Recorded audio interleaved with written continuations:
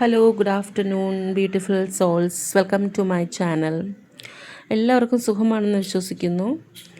ഇപ്പോൾ ഞാൻ എടുക്കുന്നത് ഒരു തേർഡ് പാർട്ടി റീഡിംഗ് ആണ്. തേർഡ് പാർട്ടി ഇല്ലാത്തവർ ഇത് കാണാതിരിക്കൂ കേട്ടോ. ജെൻഡർലെസ് റീഡിംഗ് ആണ്. ആർക്ക് വേണമെങ്കിലും കാണാം. നിങ്ങളുടെ ലൈഫ് ഇവൻറ്റ്സുമായിട്ട് റെസനേറ്റ് ചെയ്യുന്ന കാര്യങ്ങൾ ഈ റീഡിങ്ങിൽ ഉണ്ടെങ്കിൽ മാത്രം നിങ്ങളിത് കേൾക്കുക അല്ലെങ്കിൽ കാണുക. അല്ലാത്തവർ ഇത് സ്കിപ്പ് ചെയ്യുക, വീഡിയോ സ്കിപ്പ് ചെയ്യുക. അതിനകത്ത് നെഗറ്റീവ് കാര്യങ്ങൾ പറയുമ്പോൾ അത് നിങ്ങളുടെ ജീവിതത്തിൽ ഇല്ലാത്തതാണെങ്കിൽ അത് അട്രാക്റ്റ് ചെയ്യാതിരിക്കാൻ ശ്രമിക്കൂ കേട്ടോ. ഇവിടെ ആദ്യം തന്നെ വന്നിരിക്കുന്നത് കിങ് ഓഫ് പെൻഡക്കിൾസിൻ്റെ എനർജിയാണ്. കിങ് ഓഫ് പെൻഡക്കിൾസ് കഴിഞ്ഞതിന് ശേഷം കിട്ടിയത് കപ്സിൻ്റെ എനർജിയാണ്. 7 ഓഫ് കപ്സിൻ്റെ എനർജി. ഓക്കെ,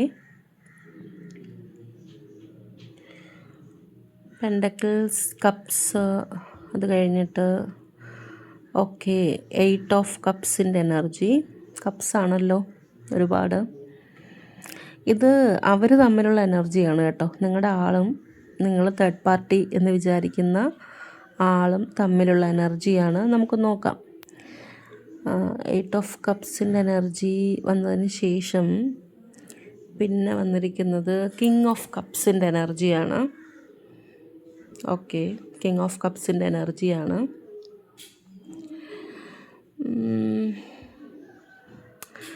ഇത് കണ്ടിട്ട് ഒരിത്തിരി സങ്കീർണമായ വഴികളിലൂടെ ഒക്കെ പോകാൻ ചാൻസ് ഉള്ള ഒരു ബന്ധമായിട്ടാണ് എനിക്ക് തോന്നുന്നത്. എന്ന് വെച്ചാൽ നമ്മൾക്ക് പറയാം കോംപ്ലക്സ് റിലേഷൻഷിപ്പ് ഡൈനാമിക്സ് എന്നൊക്കെ പറയില്ലേ. കോംപ്ലക്സ് റിലേഷൻഷിപ്പ് അത് തന്നെ. അതാണ് ഈ ബന്ധം. അതാണ് തേർഡ് പാർട്ടിയും നിങ്ങളുടെ ആളും തമ്മിലുള്ള ബന്ധം. നിങ്ങളുടെ ആൾ സ്ത്രീയാണെങ്കിലും പുരുഷനാണെങ്കിലും. ഓക്കെ, കിങ് ഓഫ് കപ്സിന് ശേഷം കിട്ടിയത് 6 ഓഫ് കപ്സിൻ്റെ എനർജിയാണ്. അതിനുശേഷം 2 ഓഫ് വാൺസ് വന്നിട്ടുണ്ട്. 2 ഓഫ് വാൺസ് ഓക്കെ, നമുക്ക് നോക്കാം. 2 ഓഫ് വാൺസിന് ശേഷം വന്നത് 7 ഓഫ് പെൻഡക്കിൾസിൻ്റെ എനർജിയാണ്. ഗുഡ്. 7 ഓഫ് പെൻഡക്കിൾസിൻ്റെ എനർജി.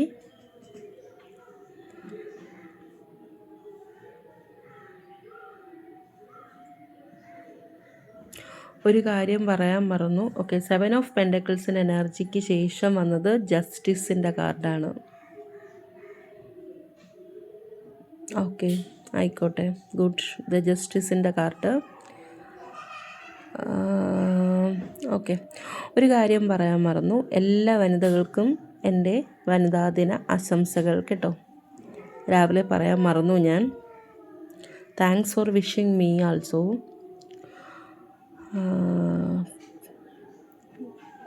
ഓക്കെ, അതിനുശേഷം വന്നിരിക്കുന്നത് ദ മജീഷ്യൻ്റെ കാർഡാണ്.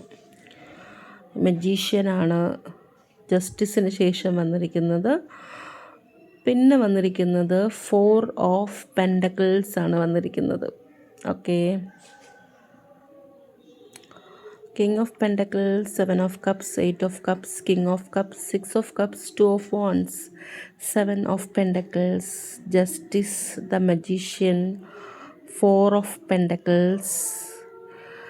ഇനി ഒരു കാർഡും കൂടെ ഉണ്ട്, ബോട്ടം ഓഫ് ദ ഡെക്ക്. എനിക്ക് ബോട്ടം ഓഫ് ദ ഡെക്കായിട്ട് കിട്ടിയത് ദ എംപററാണ്. ഓക്കെ, ഇത്രയാണ് ഡെക്സ്. അപ്പം നമുക്ക് റീഡിങ്ങിലോട്ട് പോകാം. ഓക്കെ, ഞാൻ നേരത്തെ പറഞ്ഞതുപോലെ ഇത് ഇത്തിരി സങ്കീർണമായ വഴികളിലൂടെ പോകുന്ന ഒരു ബന്ധമായിട്ടാണ് എനിക്ക് മനസ്സിലായത്. സ്ഥിരതയുണ്ടോ എന്ന് ചോദിച്ചാലുണ്ട്, എന്നാൽ ആശയക്കുഴപ്പങ്ങളും ഉണ്ട്. നൊസ്റ്റാൾജിക് ഫീലിങ്സ് ഉണ്ട്. ഗ്രോത്ത് ഉണ്ടെന്ന് ചോദിച്ചാൽ അതുമുണ്ട്. നിങ്ങൾ ചിന്തിക്കുന്നതും ഇവിടെയുണ്ട്. അതായത് ഈ ബന്ധം എങ്ങനെ പിടിച്ചു വയ്ക്കണോ അതോ കൊടുക്കണോ, അതുമുണ്ട്. ആ എനർജിയുണ്ട്. നിങ്ങളുടെ എനർജിയും കയറി വന്നിട്ടുണ്ട്. ഈ കേൾക്കുന്നവരാരായിരുന്നാലും, നിങ്ങൾ മറ്റൊരാളുടെ തേർഡ് പാർട്ടി ആണെങ്കിലും നിങ്ങൾക്കൊരു തേർഡ് പാർട്ടി ഉണ്ട്, അതിന് വേണ്ടിയിട്ടാണ് ഈ റീഡിംഗ് കാണുന്നത് എങ്കിലും നിങ്ങൾ ചെയ്യേണ്ടത് ബാലൻസ് കണ്ടെത്തുക. ജീവിതത്തിൽ ബന്ധത്തിൽ ഒരു സന്തുലിതാവസ്ഥ എപ്പോഴും നിങ്ങളൊരു ബാലൻസ്ഡ് സ്റ്റേറ്റിലാകാൻ നോക്കൂ. എക്സ്ട്രീംസുകൾ എല്ലാം ഒഴിവാക്കൂ. അങ്ങറ്റവും വേണ്ട, ഇങ്ങറ്റവും വേണ്ട. നമ്മളിങ്ങനെ നടന്നു വരുന്നു. ഒരു ചെറിയ ചാനലുണ്ട് എന്ന് വിചാരിക്കൂ. അപ്പുറത്തും ഇപ്പുറത്തും വെള്ളം പോകുന്നുണ്ട്. ആ നിമിഷം നമ്മൾ ബാലൻസ് ചെയ്ത് ആ ഒരു ചെറിയ തെങ്ങിൻ്റെ തടിയില്ലേ, അതിലൂടെ നടന്ന് നമ്മൾ അപ്പുറത്ത് പോകും. അപ്പോൾ ആ ഒരു സ്ഥലം എത്തുമ്പോൾ നമ്മൾ അറിയാതെ തന്നെ നമ്മൾ ബാലൻസ് ചെയ്യും. അല്ലാതെ നമ്മൾ ആ വെള്ളത്തിൽ വീണ് മരിക്കില്ല. ഓക്കെ, ചാടി നീന്തി പോകില്ല, നീന്തി നനഞ്ഞു പോകില്ല. നമ്മൾ ബാലൻസ് ചെയ്ത് അപ്പുറത്ത് പോകാൻ ശ്രമിക്കും. അങ്ങനെ ഒരു പാലത്തിലൂടെ നമുക്ക് പോകാൻ പറ്റില്ല എങ്കിൽ നമ്മൾ ചുറ്റും നോക്കും വേറെ വഴികളുണ്ടോ എന്ന്. വേറെ വഴികൾ എന്തായാലും കാണും.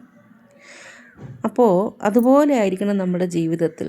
ഇങ്ങനെ ഒരു പ്രതിസന്ധി ഘട്ടത്തിൽ വരുമ്പോൾ ഈ കാണുന്നവരോടാണ് പറയുന്നത്, നിങ്ങൾ ബാലൻസ് ചെയ്യാൻ ശ്രമിക്കൂ. പിന്നെ സത്യസന്ധരായിരിക്കൂ. ബന്ധത്തിൽ ശാക്തീകരിക്കുന്ന ശക്തിയുള്ള തീരുമാനങ്ങൾ നിങ്ങൾ എടുക്കൂ.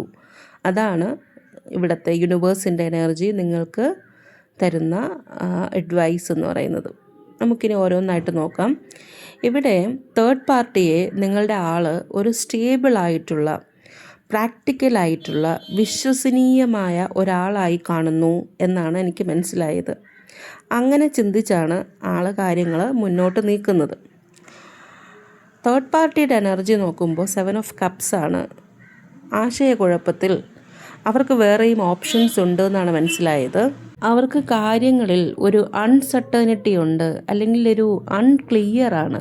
എന്ത് ഫീലിങ്സ് ആണ് അവർക്ക് നിങ്ങളുടെ ആളുമായിട്ടുള്ളത് എന്ന് അവർക്ക് തന്നെ തിരിച്ചറിയാൻ പറ്റാത്തൊരവസ്ഥയാണിപ്പോൾ. അവരത് ശ്രദ്ധിക്കുന്നുണ്ട്. എന്ത് ഫീലിങ്സ് ആണ് അവർ തമ്മിലുള്ളത് എന്ന് അവർ ശ്രദ്ധിക്കുന്നുമുണ്ട്. പിന്നെ വന്നിരിക്കുന്നത് 8 ഓഫ് കപ്സിൻ്റെ എനർജിയാണ്. ഇപ്പോഴുള്ള സ്റ്റാറ്റസ് എന്താണെന്ന് വെച്ചാൽ, ഇതിലാരോ ഒരാൾ ഇത് ലെറ്റ് ഗോ ചെയ്യാൻ ശ്രമിക്കുന്നുണ്ട്. മൂവ് ഓൺ ചെയ്യുന്നതിനെക്കുറിച്ച് വളരെ കാര്യമായിട്ട് ചിന്തിക്കുന്നു. ബന്ധത്തിൽ ഒരു സ്റ്റക്ക് സിറ്റുവേഷനാണ്. ചില കാര്യങ്ങൾ ഇവിടെ ശരിയായിട്ടല്ല പോകുന്നത്. അതൃപ്തികൾ ഉണ്ട് എന്നാണ് എനിക്ക് മനസ്സിലാകുന്നത്. കിങ് ഓഫ് കപ്സിൻ്റെ എനർജി എന്ന് പറയുന്നത് ഇവിടുത്തെ ഒരു ചാലഞ്ച് പോലെ. ഇവിടെ ഇമോഷണൽ മെച്യൂരിറ്റി ഇല്ലായ്മയുണ്ട്. അതായത് രണ്ടു പേർക്കും ഇല്ല, അല്ലെങ്കിൽ ആരോ ഒരാൾക്കില്ല. ആരോ ഒരാൾക്കില്ലെങ്കിലും ഒരാളുടെ മെച്യൂരിറ്റി കൊണ്ടുപോകാൻ പറ്റും നമുക്ക് ബന്ധത്തിൽ. പക്ഷേ എനിക്ക് തോന്നുന്നു ഇവിടെ രണ്ടുപേർക്കും ആ ഒരു ഇമോഷണൽ മെച്യൂരിറ്റി ഇല്ല എന്നാണ് എനിക്ക് മനസ്സിലായത്. ഇമോഷൻസ് അവർക്ക് ബാലൻസ് ആക്കാൻ പറ്റുന്നില്ല. ലോജിക്കലായിട്ട് ചിന്തിച്ച് കാര്യങ്ങൾ തീരുമാനം എടുക്കാൻ അവരെ കൊണ്ട് പറ്റുന്നില്ല എന്നാണ് എനിക്കിവിടുത്തെ മനസ്സിലായത്. അതാണ് ഇവിടുത്തെ ചാലഞ്ച് എന്ന് പറയുന്നത്. ഇവിടെ പാസ്റ്റ് ഇൻഫ്ലുവൻസ് ഉണ്ട്. ഇവർക്ക് കുറേ നൊസ്റ്റാൾജിക് ഫീലിങ്സ് ഉണ്ട്. അതായത് ഇവർ രണ്ടുപേരും മുന്നേ അറിയുന്നവരാണ്. എനിക്ക് തോന്നുന്നു ചിലപ്പോൾ സ്കൂൾ മേറ്റ്സോ കോളേജ് മേറ്റ്സോ അങ്ങനെ എന്തെങ്കിലും ആയിരിക്കും. നേരത്തെ പരിചയമുണ്ടായിരുന്ന ആൾക്കാരാണ്. ഇവരുടെ ചില പാസ്റ്റ് എക്സ്പീരിയൻസ് ഈ ബന്ധത്തിനെ നല്ല രീതിയിൽ എഫക്റ്റ് ചെയ്യുന്നുണ്ട്. ഓക്കെ, അടുത്തത് 2 ഓഫ് വാൻഡ്സ്. ഫ്യൂച്ചറിൽ എന്ത് സംഭവിക്കുമെന്ന് വെച്ചാൽ, ഇവരൊരു ഡിസിഷൻ എടുക്കേണ്ടി വരും. അല്ലെങ്കിൽ ഇപ്പോൾ ഒരു റോഡ് എൻഡ് ചെയ്തു. അപ്പോൾ മുന്നോട്ട് 2 വഴികളുണ്ട്. അപ്പോൾ ഏതെങ്കിലും ഒരു വഴിയിലൂടെ പോയല്ലേ പറ്റുള്ളൂ. അങ്ങനെ ഒരു സന്ദർഭത്തിൽ ഇവർ രണ്ടുപേരും വന്ന് നിൽക്കും എന്നാണ് എനിക്ക് മനസ്സിലായത്. ഈ പോകുന്നത് പോലെ ഒരുപാട് ദൂരം മുന്നോട്ട് പോകാൻ പറ്റില്ല. ഓക്കെ, തൂക്കി നോക്കേണ്ടി വരും. സാഹചര്യങ്ങൾ എല്ലാം അനലൈസ് ചെയ്യേണ്ടി വരും. അങ്ങനെ ഒരു തീരുമാനം ഇവിടെ എടുത്തേ പറ്റുള്ളൂ. പിന്നെ വന്നിരിക്കുന്നത് 7 ഓഫ് പെൻഡക്കിൾസ് ആണ്. അത് നിങ്ങൾക്കുള്ള അഡ്വൈസാണ്. ബി പേഷ്യൻ്റ് എന്നാണ് യൂണിവേഴ്സ് പറയുന്നത്. കാര്യങ്ങളുടെ മുന്നോട്ടുള്ള പോക്ക് നിങ്ങൾ ഇരുന്ന് വീക്ഷിക്കൂ. ട്രസ്റ്റ് ദ പ്രോസസ്സ് എന്ന് പറയുന്നുണ്ട്. And trust the universe. ഇത് നിങ്ങൾക്കുള്ള അഡ്വൈസാണ് ഈ കാണുന്ന ആൾക്കാർക്കുള്ളത്. നിങ്ങളോട് പറയുന്നത് ജസ്റ്റിസ് കിട്ടും. നിങ്ങൾക്ക് ഈ ബന്ധത്തിൽ ഒരു ജസ്റ്റിസ്, ഫെയർ ആയിട്ടുള്ള, ബാലൻസ്ഡ് ആയിട്ടുള്ള ഒരു ജസ്റ്റിസ് നിങ്ങൾക്ക് യൂണിവേഴ്സ് തരും എന്നാണ് നിങ്ങളോട് യൂണിവേഴ്സ് പറയുന്നത്. നിങ്ങളോട് വീണ്ടും പറയുന്നു, നിങ്ങളൊരു മജീഷ്യനെ പോലെയാണ്. Manifest your desire. നിങ്ങൾക്ക് എന്താണ് വേണ്ടതെന്ന് വെച്ചാൽ നിങ്ങൾ മാനിഫെസ്റ്റേഷൻ ചെയ്യുക. നിങ്ങൾ എന്ത് ഇൻപുട്ടാണോ ഇതിൽ കൊടുത്തത് അതുപോലായിരിക്കും നിങ്ങൾക്ക് ഔട്ട്പുട്ടും കിട്ടുന്നത്. ഓക്കെ, ഇനി ഇവിടുത്തെ ഇഷ്യൂസ് എന്തെന്ന് വെച്ചാൽ, ഇവരുടെ ബന്ധത്തിലെ ഇഷ്യൂസ് എന്താണെന്ന് ചോദിച്ചാൽ 4 ഓഫ് പെൻഡക്കിൾസ് ആണ്. Stability, security, holding on. അവർക്ക് ചില കാര്യങ്ങളിൽ ചില ഭയങ്ങളുണ്ട്. ആ ഭയങ്ങളാണ് അവരെ പുറകോട്ട് പല തീരുമാനങ്ങളും എടുക്കുന്നതിൽ നിന്നും പിൻവലിക്കുന്നത് എന്നാണ് എനിക്ക് മനസ്സിലായത്. ഓക്കെ,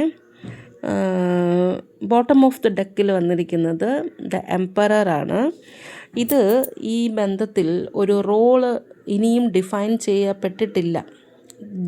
ചെയ്യപ്പെടണം, പക്ഷേ അങ്ങനെ ഒരു സംഭവം നടന്നിട്ടില്ല എന്നാണ് എനിക്ക് മനസ്സിലാകുന്നത്. അധികാരങ്ങൾ ആർക്കൊക്കെ എന്തിന്, ഇപ്പോൾ നിങ്ങളും ഉണ്ട് അവരും ഉണ്ട്, ആർക്കൊക്കെ എന്തൊക്കെ അധികാരങ്ങളുണ്ട്, എന്തിനൊക്കെയാണ് ഓരോരുത്തരും ലീഡ് ചെയ്യേണ്ടത്, എന്തൊക്കെ പരിമിതികളുണ്ട്, അങ്ങനെയുള്ള കാര്യങ്ങളൊക്കെ ഈ ബന്ധത്തിൽ തീരുമാനിക്കപ്പെടേണ്ടതുണ്ട് എന്നാണ് ബോട്ടം ഓഫ് ദ ഡെക്ക് വന്നിരിക്കുന്നത്.